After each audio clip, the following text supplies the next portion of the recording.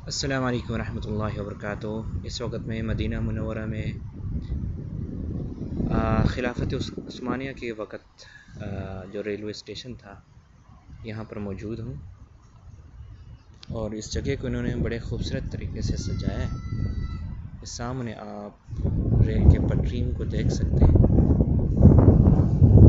और रेल के डिब्बों को भी देख सकते हैं और इन्होंने बेहतरीन तरीके से इसको एक पार्क का शक्ल दिया है। और सामने जो बिल्डिंग नज़र आ रही है वहाँ पर बहुत सारे आसार कदीमा इन्होंने जमा किए हैं।